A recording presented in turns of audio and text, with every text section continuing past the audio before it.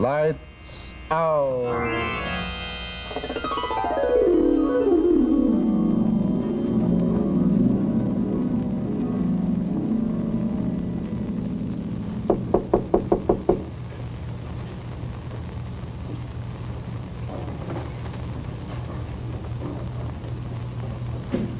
Dr. Grove? Yeah?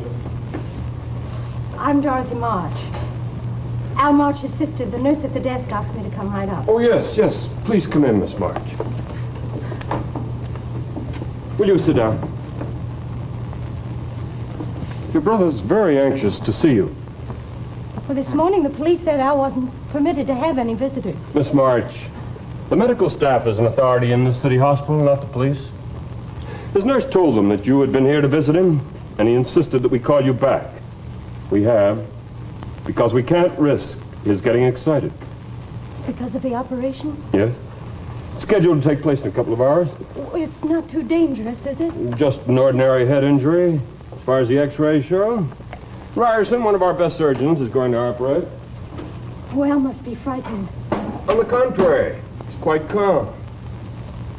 He is. You seem surprised. Well, Al's always been so afraid of operations. Of anything where the risk of death were involved. Aren't most people? Oh, no, not like Al. He thinks about it all the time. Miss March, when you get to see your brother, you mustn't allow the conversation to take any direction which might upset him. Specifically, I mean what he did last night. How can I avoid talking about it? You'll have to try. I thought I knew him so well.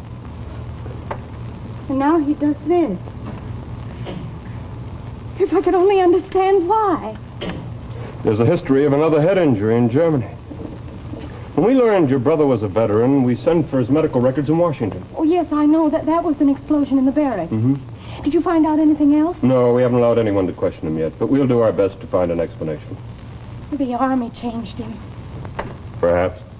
I think we better go now, You can leave your coat here. And the newspaper.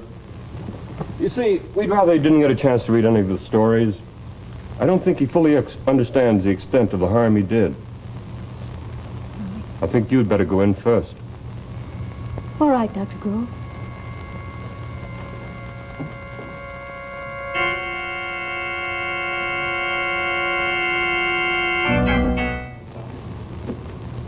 Al, you look fine. Dorothy. Steve took me to the eye show Saturday night. It's wonderful. You'll have to see it. The doctors tell you not to talk about it? Oh, it's not a dangerous operation. I don't mean the operation. Are they all dead? Al, please, I want to talk about it. Are they dead? Are they? Yes.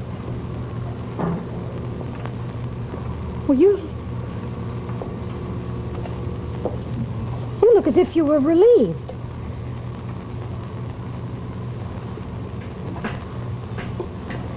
Dorothy, they were trying to kill me, the three of them.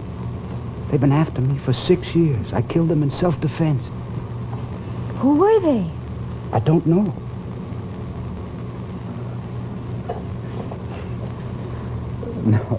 No, Dorothy. I'm not insane, although I may have to pretend to be to avoid a trial. It was self-defense. They shouldn't punish me. Not for that, anyway. But, Al, if it was self-defense, you can tell the police. You don't have to... Do you know what they'd think if I told them my story? They'd think I was insane. Oh, let's not talk about it. Now let's wait till later. That's why I got you here. I want you to understand why I did it. And I wanted to explain before the operation, just in case. It's nothing to worry about. Dr. Grove told me. Never can tell about operations. I've been running away from those three, from death, for 6 years. I suddenly squeeze up enough courage to turn them, face them. Some cop hits me too hard, and here I am facing death all over again. Al, don't. Dorothy, sit down and listen to me, please.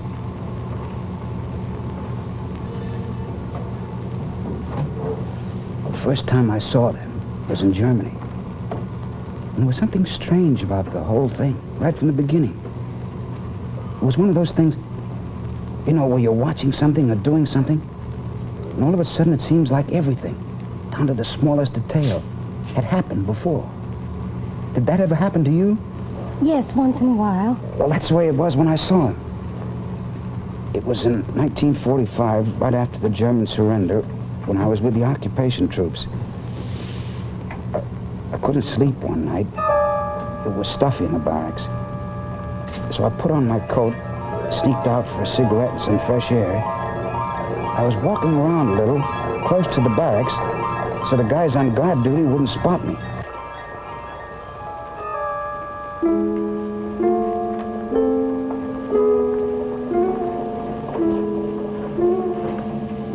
Then I saw them. First, there were just the two of them, a woman and a younger man. I was in the shadows. They didn't see me. And it was as though I'd lived through the whole scene before, only I couldn't remember when. Everything all right? Yes. Straighten that. Just a minute. They waited for a minute to tick by. While they waited, I thought of what I was supposed to do. They were going to blow up the barracks, and I was supposed to stop them. How? I had no gun. It wasn't time enough to sneak away and find the guards. There was only one way to stop them. That was to shout, to bring the guards running. Yet if I did that, I'd get a bullet in me. They'd have time for that. Maybe the barracks would be saved, but I'd be dead. A dead hero. Why me? I wasn't on guard duty. I just happened to see them. I didn't shout. Didn't even breathe for fear they'd hear me. They were so close. Let's go.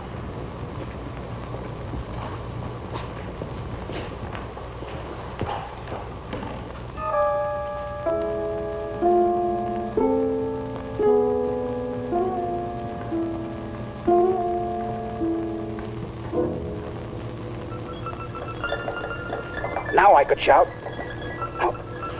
No, I'd have to tell how I knew, and the officers would ask me, why didn't you shout the minute you saw them? Besides, it'd be too late. When they heard the guards, they'd press the detonator. There was one other chance. The wire was strong. I had nothing to cut it with. I could still hear their voices in my head. Everything all right? Yes. Straighten that. Just a minute. Let's go. Somehow, I knew that those words were supposed to introduce me to the death I'd always feared so much. I was meant to die that night, but I didn't.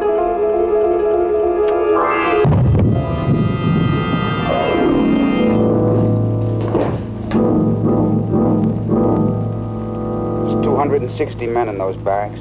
41 were killed. 134 were wounded. I knew all of them. Some were my friends. Well, you've tormented yourself. What then? You want me to forget about it? To laugh? To sing? With the blood of your They friend? killed them, those three. Yes, and I could have prevented it. That makes me an accomplice. When you know somebody's going to commit a murder and you can stop it and you don't, the law says that you're an accessory before the fact. That you're as guilty as the murderer. I don't know. I know. I looked it up. Looked it up. Yes. I wanted to know what the punishment should be. Oh, Al, listen. You expected me to be horrified when you told me, didn't you? Well, I'm not. I understand you. I understand why you've always been so afraid of death. Mother always harping on it, always wearing black for Father and that brother of hers. I was too young to know what it meant then, but I still remember. And then when Mother died, the only memories you had were Mother and death, don't you see? Oh, Al, I can understand. Why can't you? You were afraid. And maybe you did something terrible, but it wasn't your fault. Yes, try to fight your fear, but don't try to punish yourself for it. You're forgetting something. What? I fought my fear last night, and I killed the three of them. You mean the people in the shooting gallery were the same three? There's more to my story. Those three people who blew up the barracks were killed that same night. The guards got all three of them. I saw the pictures when I got out of the hospital. They were the same three. The woman and the two men, dead. But the people last That was in 1945. Next year, I was shipped back to the States for discharge. Honorable discharge. For that whole year, I hadn't once forgotten that night. I felt that I was living on borrowed time or stolen time. That night that I was discharged, I had a couple of drinks with a buddy of mine before I flew back here. And I just got to the airport in time to make the plane. Flight 101 for Chicago, now leaving at Gate 9. Passenger Al March, please report to Gate 9. Your flight is ready to leave. Passenger Al March, please report to Gate 9. Everything all right? Yes. Straighten that. Just a minute. Let's go. Are you Al March? We've been waiting for you, Mr. March. Mr. March. Aren't you Mr. March?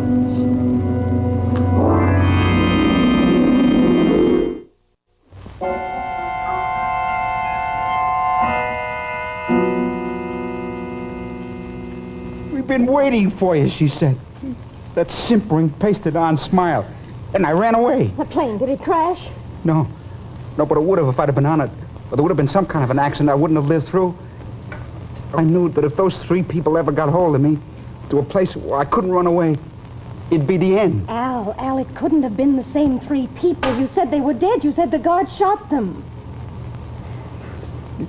Maybe it's all in my mind. Who are we to say what's possible and what's impossible? I keep thinking of how little we know. Oh, Dorothy, I believe that there's a pattern of life, that man isn't strong enough to break through. But suppose it could be broken through. Not through strength, but through weakness, through fear and cowardice. I don't understand. I mean that those three people were meant to die that night. But first I was meant to be their victim. They died, I lived, the pattern was broken. But now the pattern was trying to restore itself. I don't know how many times those next 6 years that scene was repeated. Everywhere. I'd go into a barber shop and they'd be there. Two barbers and a manicurist. And they'd say the words, and the barber would turn to me with a razor shining in his hand and say, "Next." And I'd run away. But then I'd meet them again on a bus or in a theater or passing the house when I left in the morning. And I'd always run away. Well, that's why you traveled so much, why you never stayed with any one job. Yes. And that's what I lived through for 6 years. Can you understand the terror? But even a coward can only take just so much. You get tired of running away. You decide to stick it out just once. To see what happens after they say their words. And you're still standing there, facing them. That was last month, and I waited for the next meeting. But now it seemed as if they were avoiding me, as if they knew it was going to be different. Last night I found them. I'd wandered over to a carnival on the south side.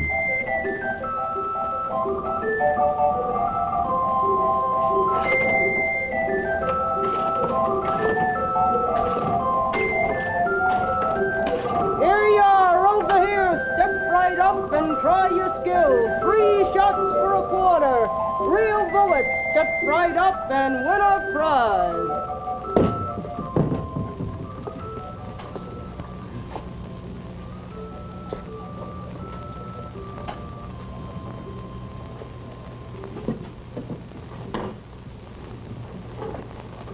You know Harry, don't you? Sure, hi. Hi. I'll be back to take over in a little while. We're gonna get some coffee.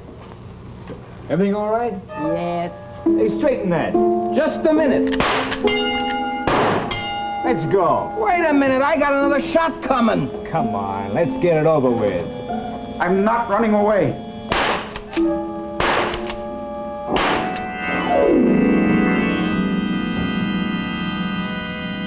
I just stood there a minute, thinking of how at last I was rid of them. For the first time in 6 years, I felt good all the way through. And the blackness came, like the night of the explosion.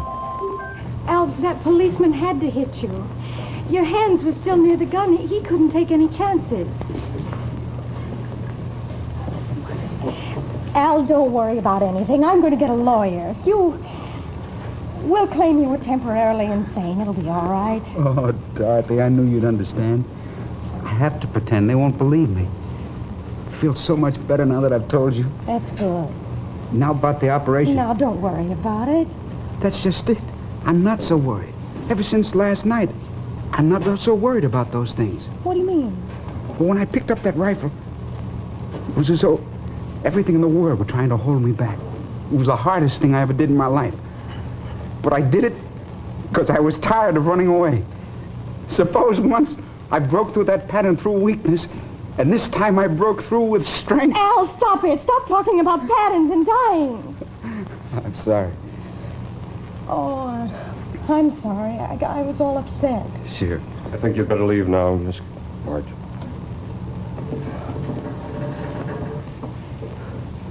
Don't worry about anything. Don't you worry. I'll see you later. Roger. You can wait in my office if you like. I'll be down in a few minutes. All right, Dr. Gold.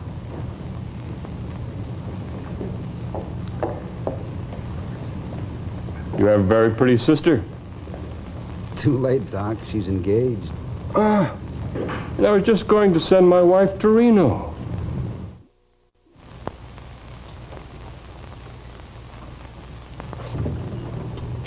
They have to get him ready.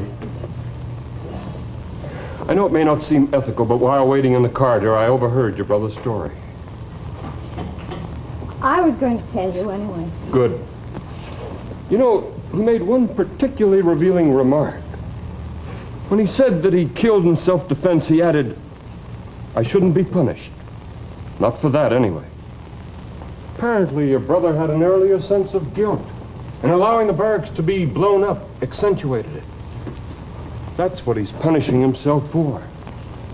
Now, you and I know that those 3 people he saw in Germany, the airport, dozens of other places, couldn't have been the same ones because the original 3 had died.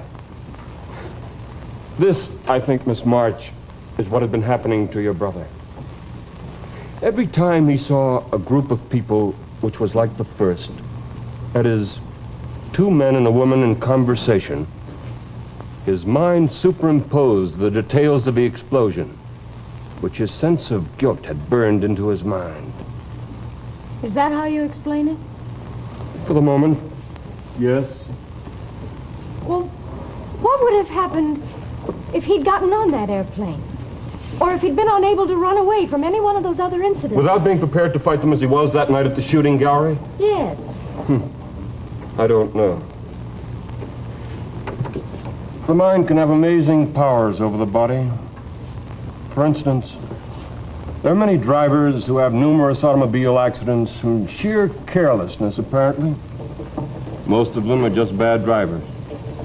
But some, and we know this for a fact, are subconsciously trying to punish themselves or to escape from unhappiness. You mean he was pushing himself toward death? If his feelings of guilt were strong enough, who knows? You've made it sound very logical. But I wonder if there aren't things we're still to learn about what's possible and what's impossible. Al said, how little we know. I'm not afraid. I've broken the pattern through strength this time. It's broken for good. It's the only way to fight fear, by striking back against it. This is a sort of a trial for me, to see if I've really banished my fear of death. Death. Just another word. D-E-A-T-H. 1 syllable, nothing to it. You say a word over and over, it loses its meaning. It becomes just a sound. Death. Stupid, lisping sound.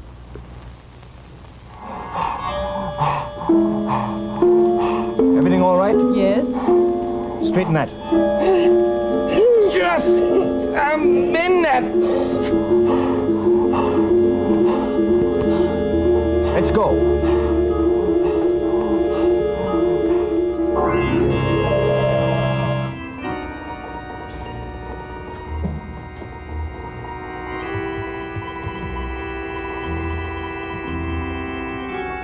Well, that's life for you. Just a pattern. Maybe we can break the pattern, and maybe we can.